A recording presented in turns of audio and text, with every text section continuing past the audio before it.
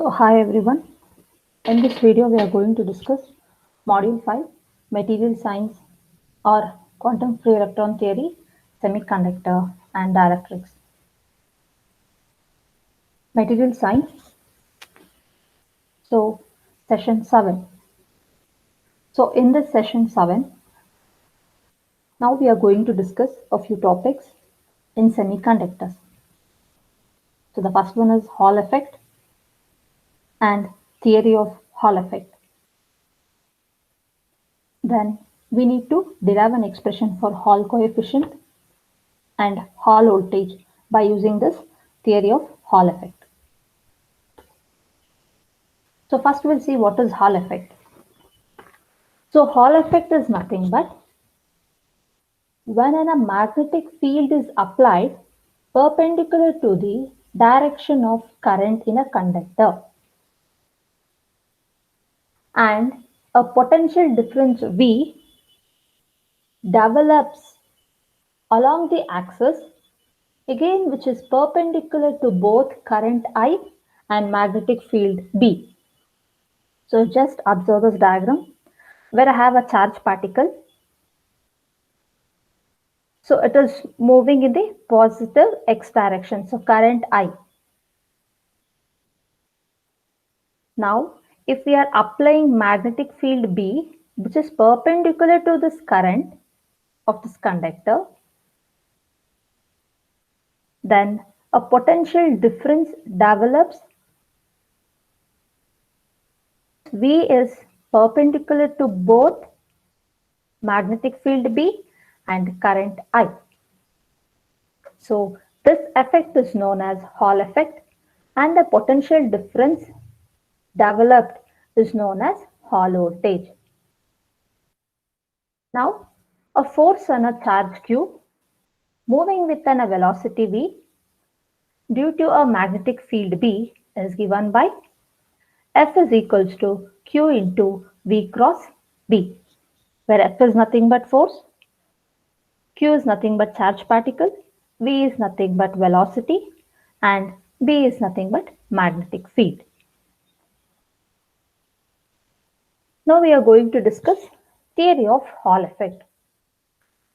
So first we need to consider a rectangular slab of N-type semiconductor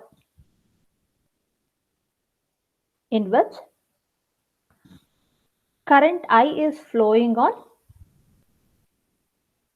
x direction and where the magnetic field is applied along z direction.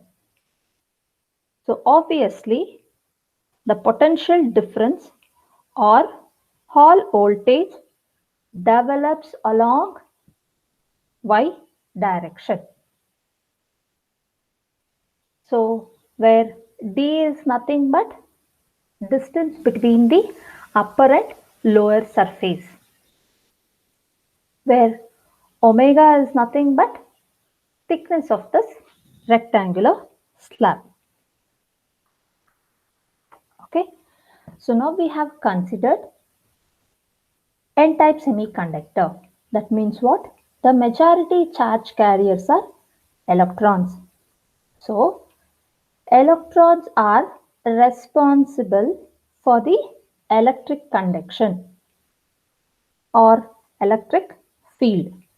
So electrons will occupy lower surface of that slab and holes will occupy upper surface of this slab. Therefore, potential difference occurs between upper and lower surface, where we have here two probes are placed. One is on upper surface, another one is on lower surface, where these probes are used to measure the magnetic field. Okay, so I'll repeat.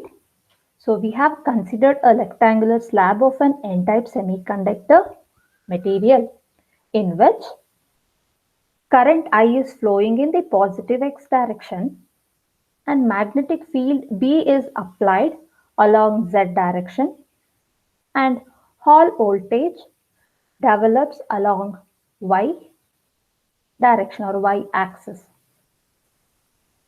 So under the influence of magnetic field, the electrons experiences the Lorentz force Fl is given by Fl is equals to minus B E into V, where Fl is nothing but Lorentz force, B is nothing but magnetic field, E is nothing but charge of an electron, where V is nothing but velocity of the electrons.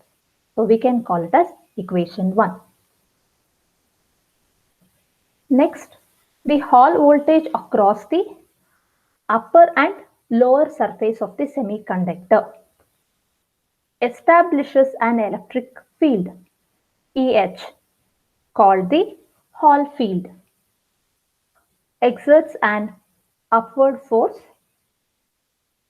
FH on the electron given by FH Hall force is equals to minus E into EH Hall field. This we can call it as equation 2. So totally we have Hall force as well as the Lorentz force. Now under equilibrium condition, force on charge carriers due to magnetic field will be balanced by the force on them due to the Hall field. Therefore, Fl is equals to Fh. So at the equilibrium condition, Lorentz force will be equal to Hall force. So just we'll substitute the what is Fl. So Fl is nothing but minus B E into V. That will be equals to minus E into H. So where minus will get cancelled. Sorry guys, I forgot to write here minus. So minus will get cancelled. So from this even E will get cancelled. So the remaining thing is BV is equals to EH. This we can call it as equation number 3. Now we know that Hall field or electric field, Hall electric field or Hall field is equals to VH by D. So where VH is nothing but Hall voltage per distance. This we can call it as equation number 3a. Now where we know that D is the distance between the upper and lower surface of the slab. Then VH is equals to EH into D. That will be equals to where what is EH? So just know where EH is nothing but B into V. So D as it is. So this we can call it as equation number 4. So where VH is nothing but Hall voltage will be equal to Hall field into distance. That will be equals to where we know that from the previous equation EH is equals to BV into D. That we can call it as equation number 4. Now let omega be the thickness of the material. So the area of cross section normal to the direction of I is A is equals to omega into D. So what is omega? Omega is nothing but thickness. T is nothing but length. So where A is nothing but omega into D. And where we know that current density J is nothing but current per unit area. So from the above equation where what is A? A is nothing but product of omega into D. So where J is equals to I divided by omega into D. So this we can call it as equation number 5a. Next, again, we know that. So where J, I can write in terms of NE into V.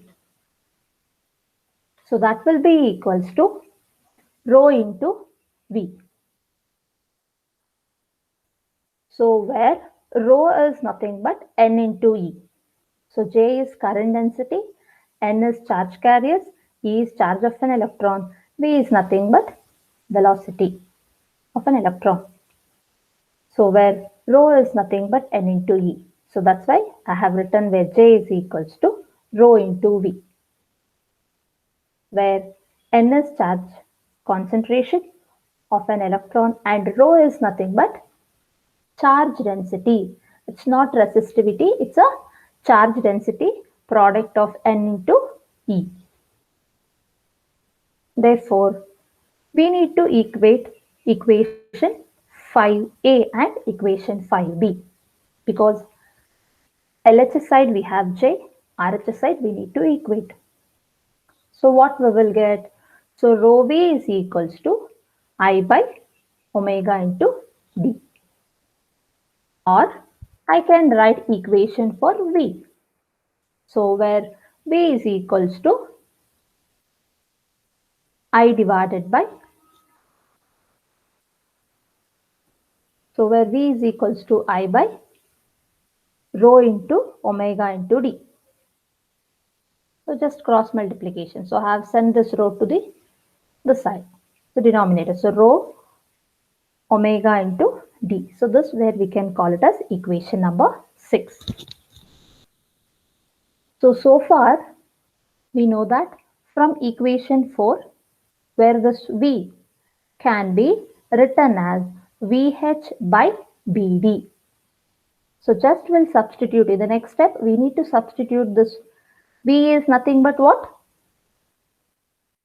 V is nothing but VH by BD. So VH by BD. So what we will get? So substituting for V from equation 6. In equation 4 it becomes charge density rho can be determined. That is where VH is equals to BI divided by charge density into omega. Okay, so it's very simple. So we have written instead of V, VH by BD. So I have sent that BD to the cross multiplication to the LHS side numerator. So where BID divided by rho omega D. So DD will get cancelled. So only thing is we left VH is equals to BI divided by rho into omega. So this we can call it as equation 7.